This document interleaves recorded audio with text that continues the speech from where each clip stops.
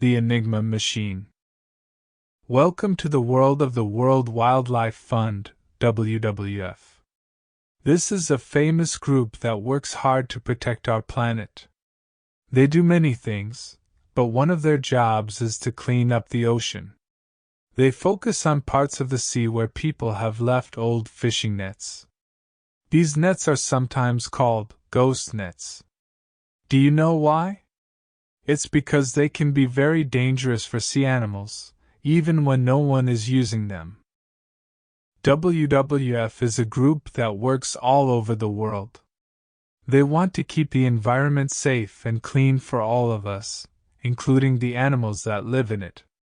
They have people who work on the land, in forests, and in the ocean. But today, we are going to talk about some of their work in the ocean, specifically in Germany.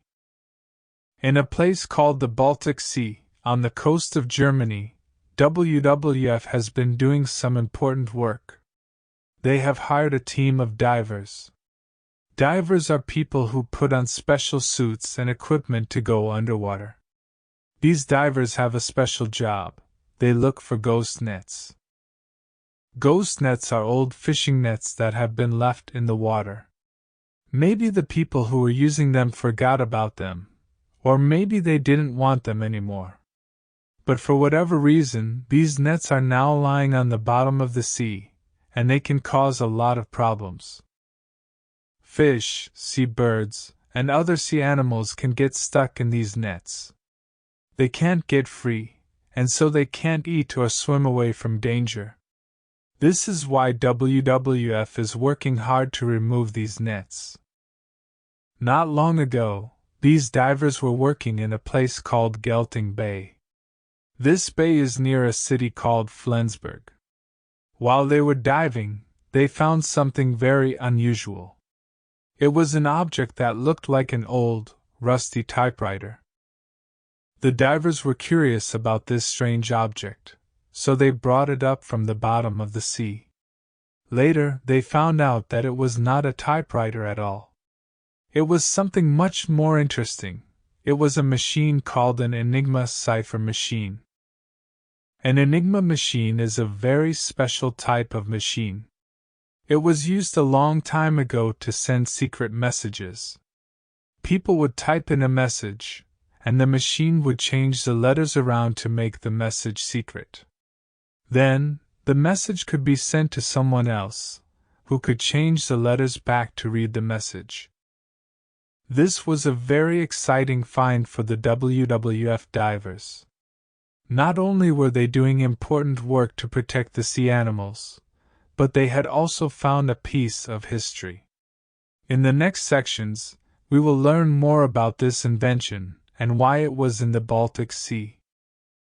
Now, let's learn more about the Enigma machine. This machine has a very interesting name, Enigma. Do you know what that word means?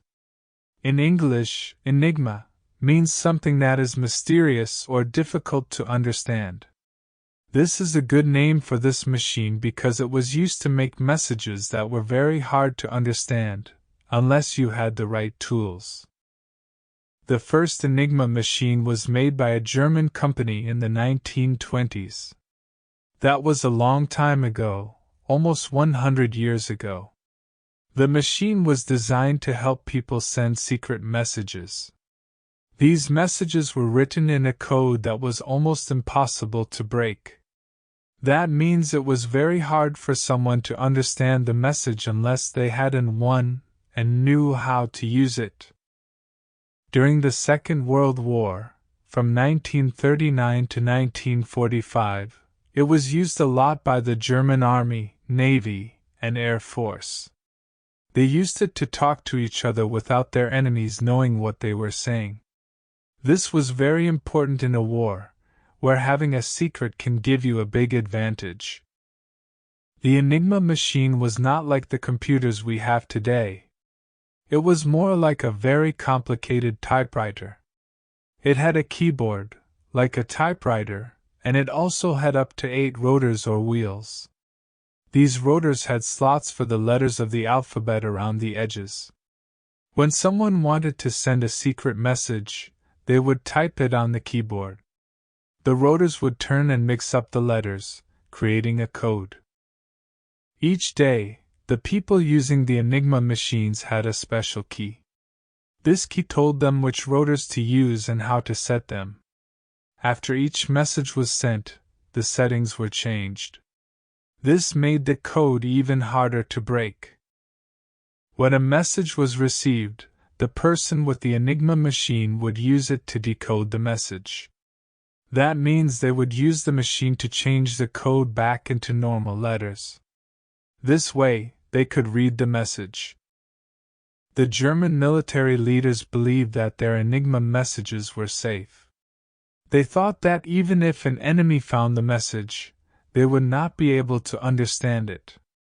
But as we will learn in the next sections, that was not always the case. There were some very smart people who were able to break the Enigma code and read the secret messages. This is a very interesting part of history that shows how important it is to understand technology, and to always be ready to solve difficult problems. The Enigma machine is really a marvel of technology, especially for the time it was made. It may look a bit like an old typewriter, but it is much more complex. Let's dive into the details of the structure and function of this invention. First, the structure of the Enigma machine was quite unique. It had a keyboard and up to 8 rotors, or wheels. These rotors had slots for 3 of the wheels. Each rotor had the letters of the alphabet around its edges. These rotors were one of the key parts, as they helped to make the code that was used to send secret messages. Now, how did these rotors work? Imagine you have a wheel in front of you. On the wheel, there are slots for the letters of the alphabet. When you type a letter on the keyboard, one of the rotors turns. The letter you typed gets matched with a different letter on the rotor. This new letter is the code for the letter you typed. This is how the Enigma machine mixed up, or scrambled, the letters in a message. The Enigma machine operators, the people who used the machine, had a special tool to help them use it. They had a key. This key was not a key like you used to open a door. Instead, it was a set of instructions. These instructions told the operators which rotors to use and how to set them. The key changed each day to make the code even more secure. Once the settings were ready, the operator typed a message on the keyboard. The rotors turned and scrambled the letters of the message. This scrambled message was the code. The code was then sent as a radio transmission to the receiver. But how did the person at the other end read the message? They needed an Enigma machine too. When they received the message, they typed the coded letters into their machine. Their Enigma machine was set up using the same key. As they typed the coded message, their machine turned the scrambled letters back into the original message. This process is called decoding. So, the Enigma machine had a very important job. It scrambled messages to create a code and unscrambled the code to read the messages. This made it very difficult for anyone who didn't have a machine like that, and the right key to understand the message. The Enigma machine was a clever piece of technology that played a big part in history. As we know, it was a powerful tool. It created codes that were very hard to understand. The German military trusted the machine so much that they believed their codes could not be broken. They thought their messages were safe. Even if an enemy heard the radio transmission, the German military believed they could not understand the message. This belief led to the myth that the Enigma machine was unbeatable. But what does it mean to break a code? To understand this, we need to learn a bit about the art of cryptography. Cryptography is a fancy word for writing or solving secret codes. People who work in this field are called cryptologists. Their job is to try to understand or crack secret codes. When a secret code is figured out, we say it has been cracked or broken. This means the cryptologist has found a way to read the code without using the original key. It's like solving a very difficult puzzle. Back to our story, before the Second World War started, a Polish cryptologist tried to break the Enigma code. He managed to figure out how one part of the machine worked. This was a big step towards cracking the code. However, he did not know how the machine was wired, so he couldn't decode the messages. When the war began, the information he knew was shared with military officials in Britain. This started a new mission to break the Enigma code. This mission became a very important part of the war. So, you see, the belief that the Enigma machine was unbeatable was only a myth. In reality, people were working hard to crack the code. Cryptography, the art of writing and solving secret codes, played a big part in this process. The story of the Enigma machine is not just about the machine itself, but also about the people who worked to understand it. Cracking the Enigma code was a tough challenge. This is a story of hard work and intelligence. It starts with a Polish cryptologist, a person who studies and understands codes. He was the first one to try to break the Enigma code.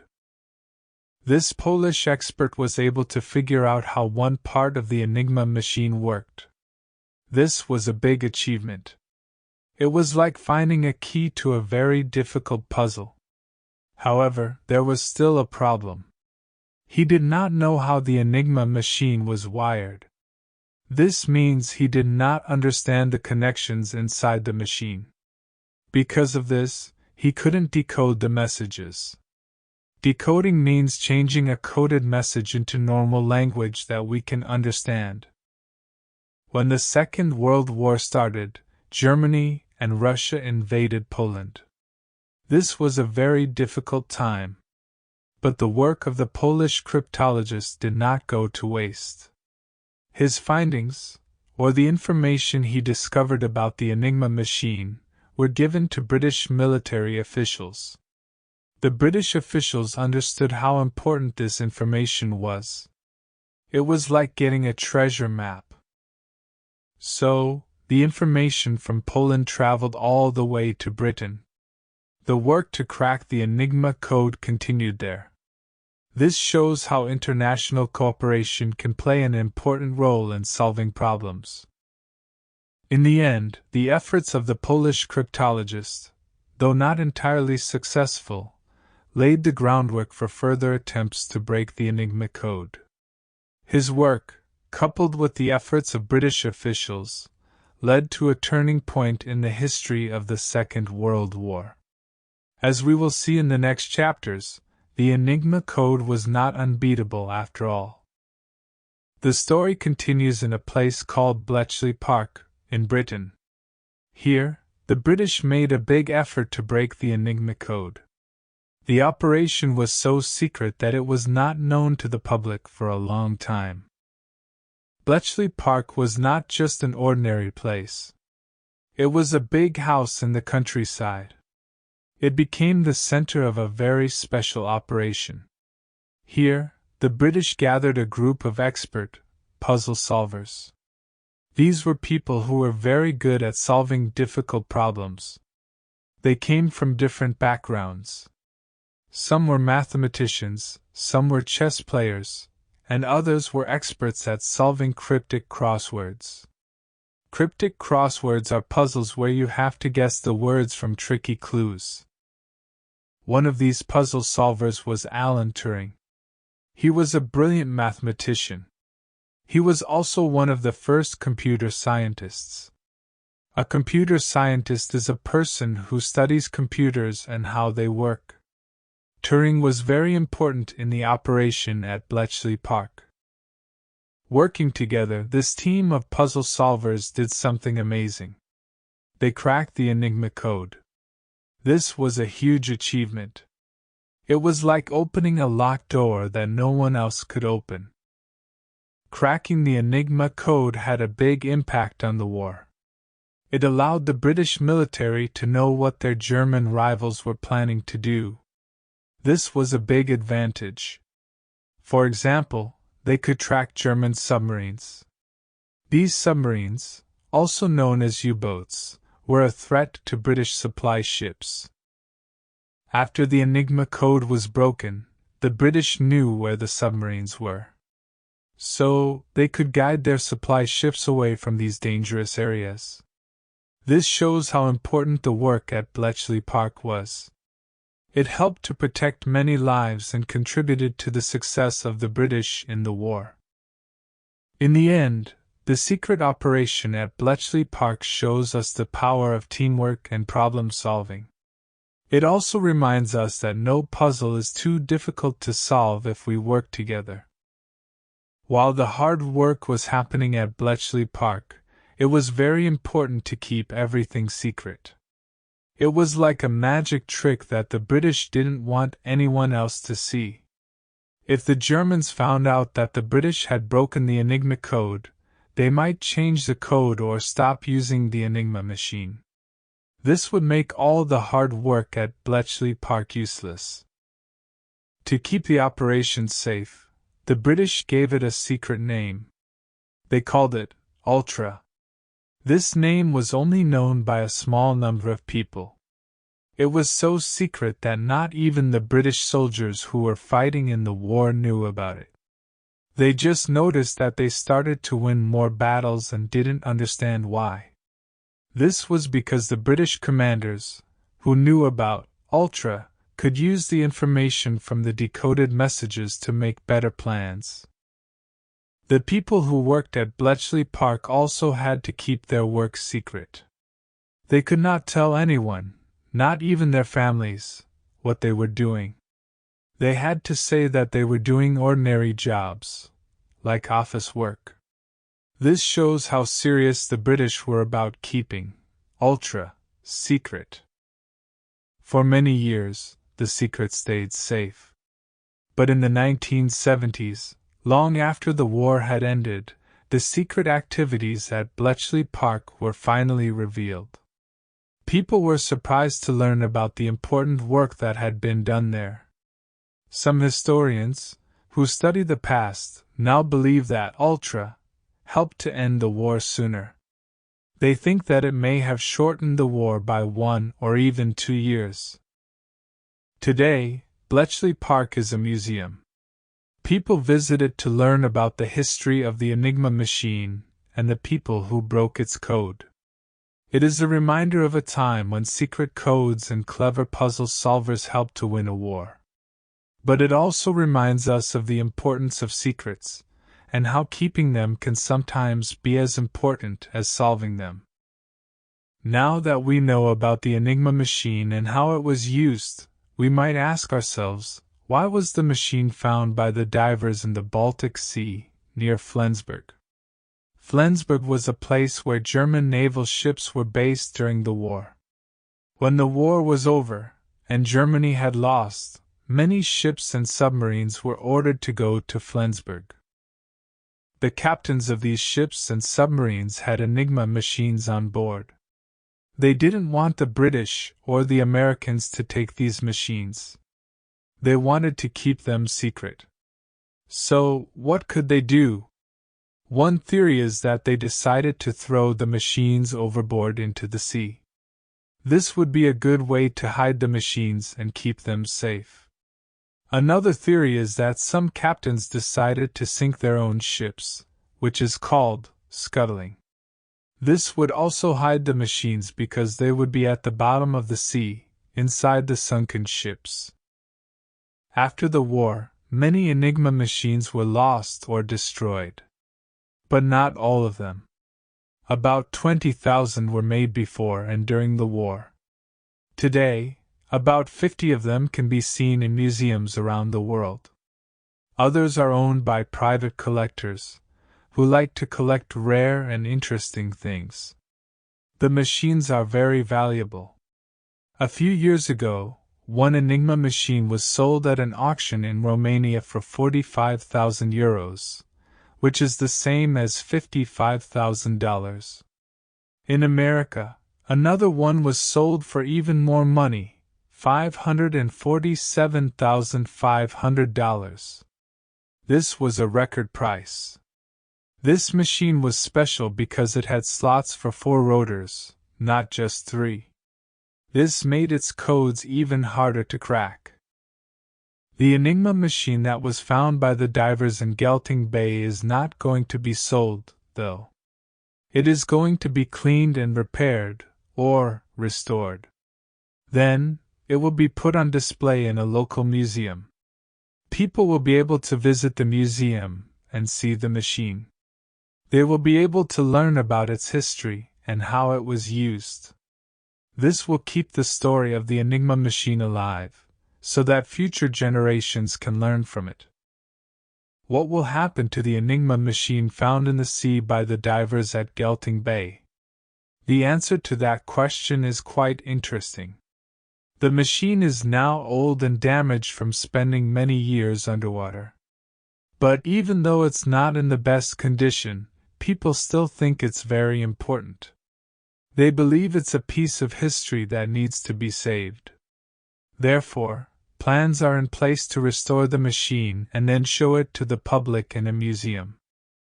First, let's talk about what it means to restore the machine. When something is restored, it is repaired and cleaned so that it can look like it did when it was new. The goal is to bring it back to its original condition as much as possible. But restoration isn't just about making something look good. It's also about preserving it for the future. When the Enigma machine is restored, it will be protected from further damage.